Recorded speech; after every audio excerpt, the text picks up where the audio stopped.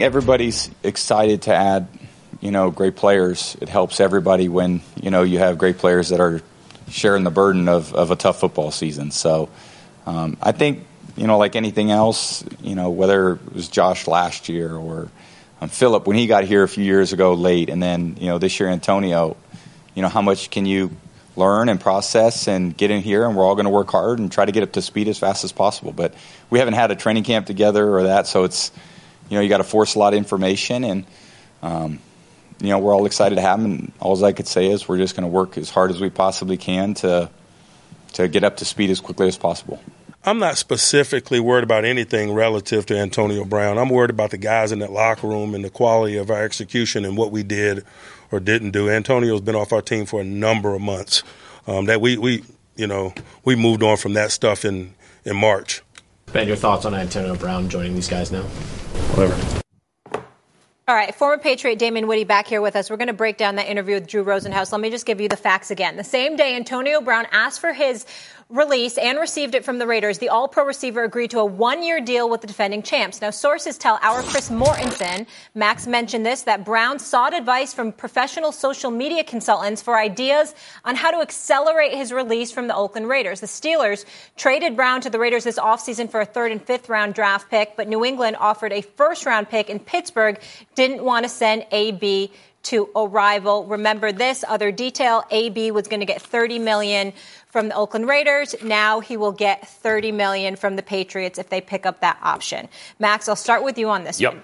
Did AB plan on leaving the Raiders from the very beginning? I have no inside knowledge of this, but if you're asking my opinion, and this is just my opinion, of course he did. This was an inside job, it looks like, from the outside. Just as Rich Paul catches heat, right, for orchestrating things very well.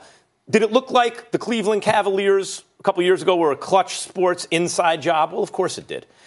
I was critical of the Lakers. I'm like, wait, this is a Clutch Sports inside job. What are you not giving them the coach for? You're going to get the coach. You're going to get AD. Anthony Davis. You're going to get this. That's what this looks like with Rosenhaus and Belichick. Let's be honest here. Think about what happened. Okay, just the facts, guys. Here are just the facts. You connect the dots. The dots connect themselves. What did Belichick want? He wanted to trade for Antonio Brown, according to reports, was willing to give up a 1st-round draft pick for Antonio Brown. Steelers said, no, we want a 1st and a 2nd. Belichick balked, of course. He went for a 3rd and a 5th to the Raiders. Soon as he gets to the Raiders, why would he want to go to the Raiders? You can't win. He's not going to win with the Raiders, but he got his guaranteed money. Aha! He was crazy like a fox. He was acting a fool, and throwing tantrums to get out and get his money. Oh, he got his money. Oh, wait a minute. He's really crazy. Look at this. He's giving them a problem with the helmet. Drew Rosenhaus says, well, they got off to a bad foot because of the helmet. That wasn't the Raiders. That was the NFL. Then a million other things, including taping a conversation with Gruden. Which is illegal. Which is illegal in the state of California unless both parties know about it. But guys, Gruden's not going to sue Antonio Brown. That's a distraction from the job at hand. And people would have to know that going in before he even does that. Now the Patriots magically have the exact cap space to give him not only about $10 million up front, but then $20 million team option, which is the same next year, the same $30 million he was going to get. Now you say, well, that's a team option because this is how deals are done in real life. I'm not saying this happened, but I could imagine. We want the option. Well, I have to make sure he's not actually crazy, says Belichick. If I was doing faces on sticks, I'd have to make sure. So we're going to keep that option, but you have my word. If he's not crazy, he's going to get the $20 million. Same $30 million to play on the Patriots. They gave up 0 draft picks. These dots connect themselves. And by the way, if I'm wrong, I'm wrong. But if you're asking me my opinion, oh my God. My opinion vibes with yours.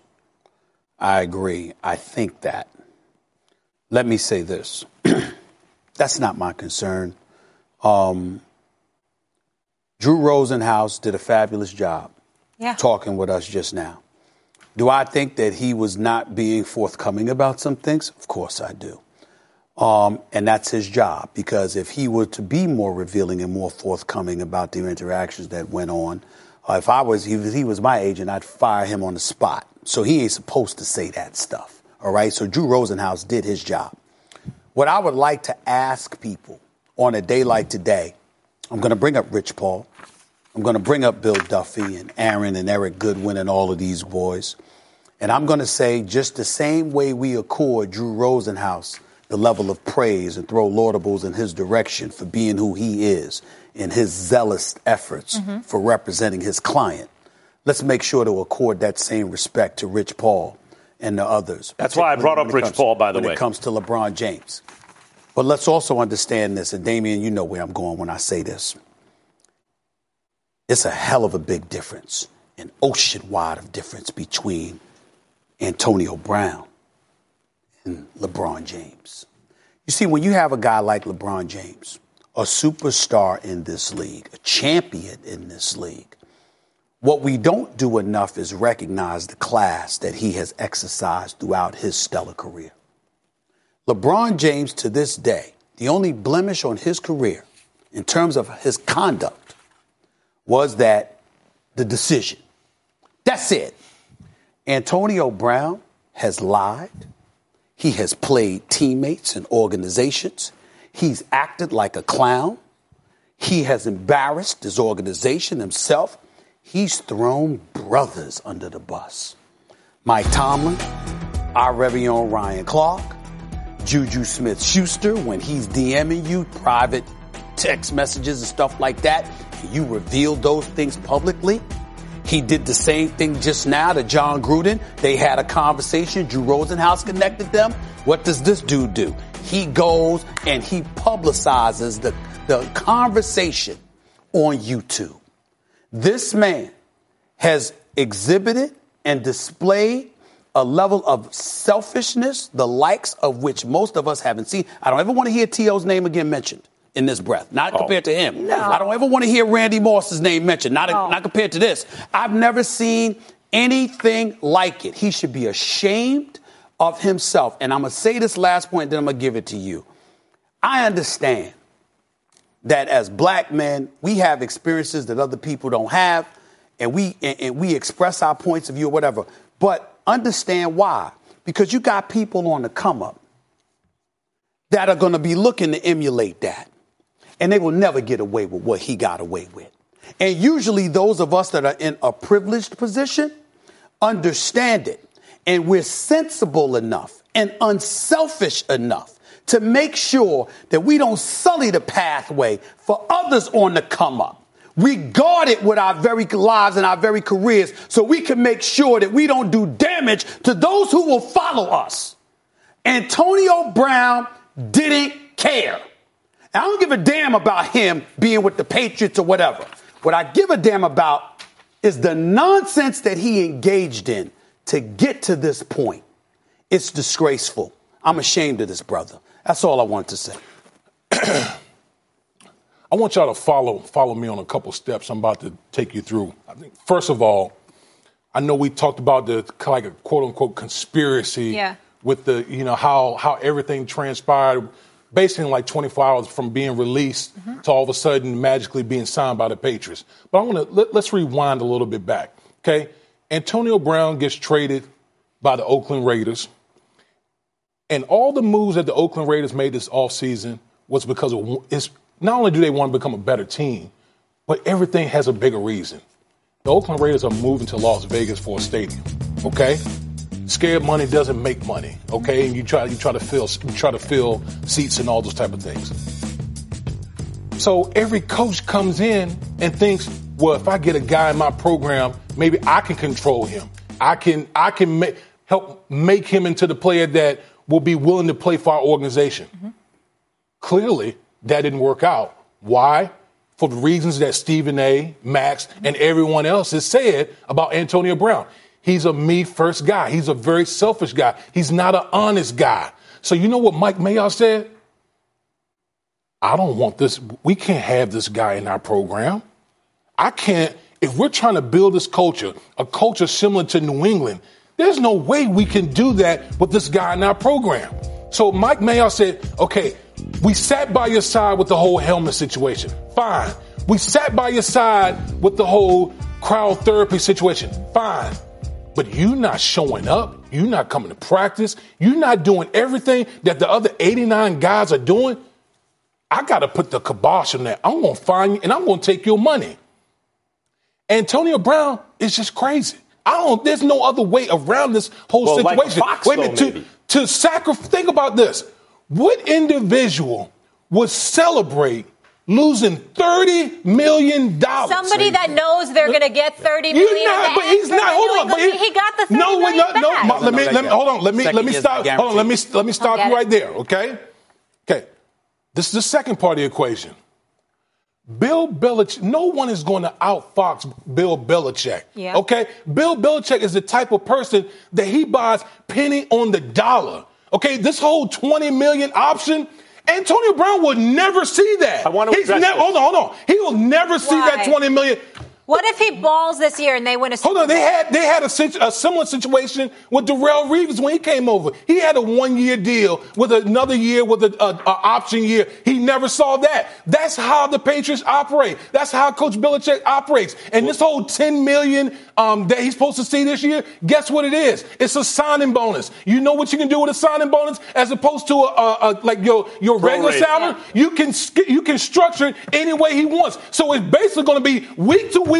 You're going to have to prove to me that you're going to follow the Patriots way, because the minute that you don't, you will never see any more money than the following week. That's how the Patriots, they play checkers, not chess. That's how they have the chess. They play chess, not checkers. They always come out on the other side of this whole thing. They're willing to take risks in this particular situation, because guess what? It's not going to cost them anything. They're still the Patriots. They're still going to be good with Antonio Brown or without Antonio Brown. So it's really up to Antonio Brown. If you're going to fall in line and be a part of what's going on right here, fine. If you don't, we're going to cut you behind, and who's going to sign you? Go ahead, man. But here's where I read the same facts as you do and have much of the same analysis, but let me just present you another alternative that fits the facts you just said.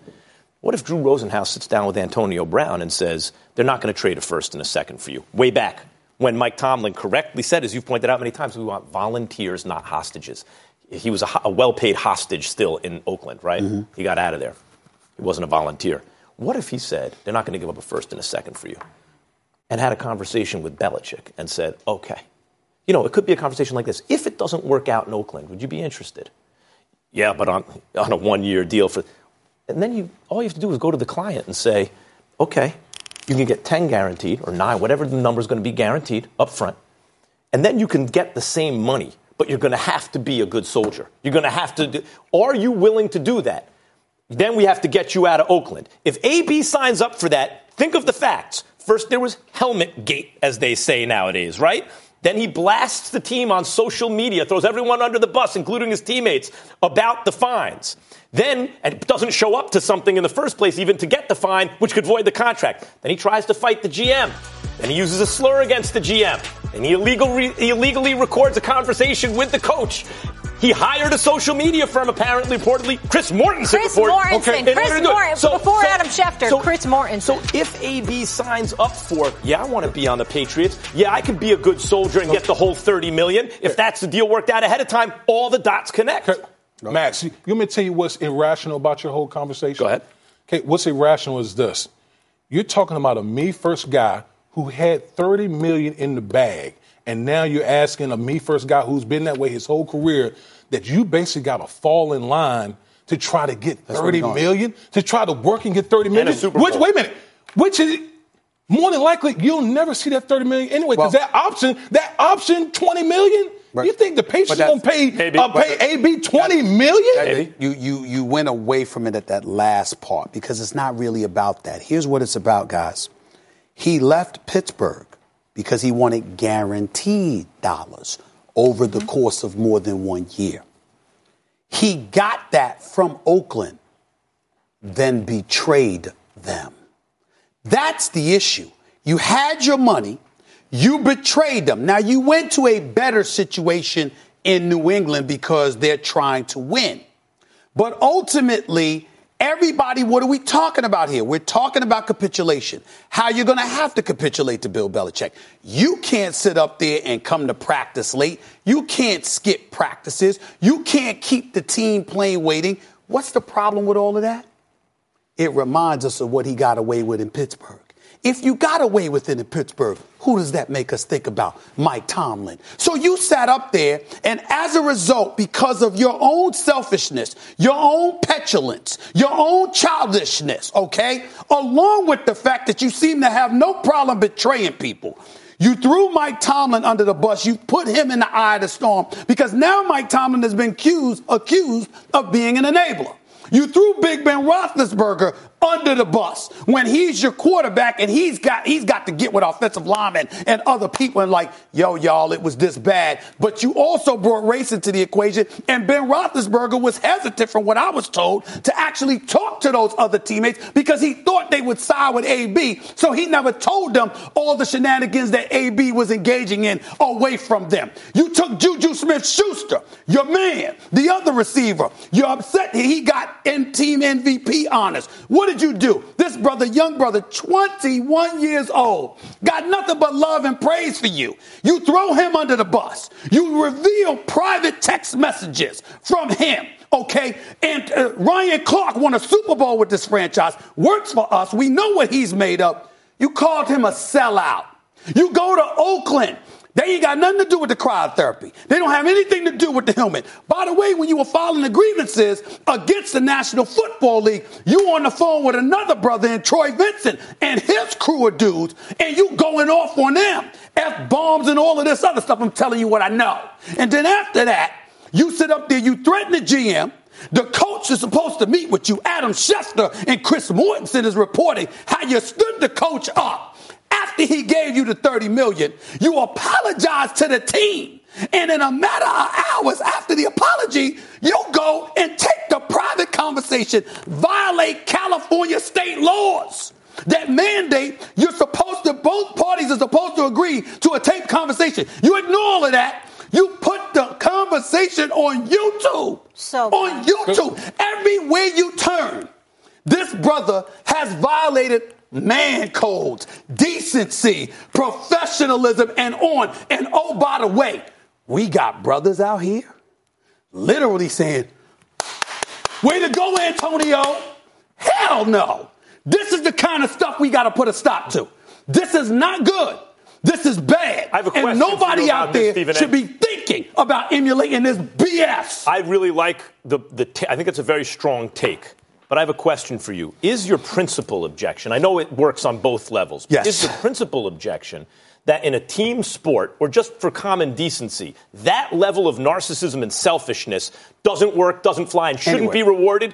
Or is it more that as a black man, because you have mentioned it before, you think there's a greater degree of responsibility to other African Americans in particular? Is that your principal objection? It's both, but certainly more the latter. You're absolutely right. You're absolutely right. Because guess why? Because any black person out there that tries to emulate his behavior, I promise you 99% of those folks will suffer dire consequences. I'm not going to sell my people out by allowing folks to think for 1 second, and I'm not saying that other people can get away with it. Please don't get me wrong. I'm not trying to imply that. But as a black man, let me be very, very clear. You try that nonsense in any profession, you're going to pay a price that will cost you everything. Do not emulate this man. Real quick.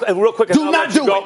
It sounds to me like you're marrying two different ideas there. On the one hand, it is on principle the wrong thing to do. What does it profit the man to gain the world if only to lose his soul? That's the quote that comes to mind. Particularly considering the plight of African American stereotypes, etc. Don't throw everyone else under the bus to get ahead. But you're marrying that idea on principle with the idea that for the vast majority of people, that won't work anyway. Which is more important to you? The principle that it's the wrong thing to do, or the fact that you believe it will have negative consequences? I believe the principle is more important than just the consequences, because that's what I want to know. That's what I'm made of. But I also think it's important because here's the deal that I believe is problematic in our society. I believe too many people talk about principle, and there's not enough conversation about consequences. When you start talking about consequences, oh, trust me, people hear then. You can sit up there and tell your kid, one of your wonderful daughters all day, I know I do it. Look, don't do this, don't do this, don't do that. But when you remind them of the price to be paid, if they don't listen, suddenly their ears start tingling a little bit more and folks hear you. We need to talk about consequences more because we don't. Here's the bottom line with this whole AB situation. Okay, this is how I know this dude is crazy. You go from having $30 million in the bag right now to basically where New England has all the leverage with the way they structure their signing bonus. You have to literally earn it every week within their structure, that Patriots way structure. Listen, I've been in meetings in New England where Bill Belichick is ripping you in front of everybody. You think Antonio Brown has ever been used to someone just undressing him in front of the whole team? And he's got to do that every week for the next 15, 16 weeks? You think he can handle that? That's why I don't think he's going to last. He's going to last this whole season. On the field, what's the problem with Antonio, though? Who's going to, in film study, you're going to rip Antonio? Listen. Yeah, you might. Maybe here and there. Hold on. Oh, wait a minute. Hold on. Let me tell you something. Ben Roethlisberger and them said that sometimes he picked his own routes to run. He didn't run the right way. Try that in New England. Let me tell you something. I was in meetings where the first person who was getting ripped and undressed was Tom Brady. Of course. I mean, undressed. You don't think Coach Belichick would do that? No, with I'm saying when Antonio Brown ain't going to give him anything to complain about. No. What I'm saying is he'll give him less than most. But what I'm saying is when you have the culture setter like Tim Duncan in San Antonio or Tom Brady with Popovich or Tom Brady with Belichick, and everyone sees that guy can be undressed, then everyone can be undressed. And Damien, it's not apples to apples though, because he wasn't going to win with the Raiders. Well, not just that. A Super Bowl. Do y'all want me to tell y'all? Do y'all want me to tell y'all what the good news about this is? Rhetorical question before I answer this. Do y'all believe somebody like this should be in complete control of their own destiny at the expense of anything and everyone else? Do y'all believe that? No. You don't believe that, right? No, I don't. Well, guess what? Antonio Brown no longer has the freedom he once had. Had he got through the night and played tonight for the Oakland Raiders, as of tomorrow morning, the whole $29.125 million left on his deal would have been guaranteed. Now, the money looks like it's there, but it's at the disposal, at the discretion of the New England Patriots. Guys, Bill Belichick controls I said that last word for like the last 10 minutes. Real quick. What's a Super Bowl worth to Antonio Brown who's done everything else? I don't know. So the money that money would have made him much harder to trade. He got to where he wanted to go. He got a good chunk of the money, and he's going to win a Super Bowl now.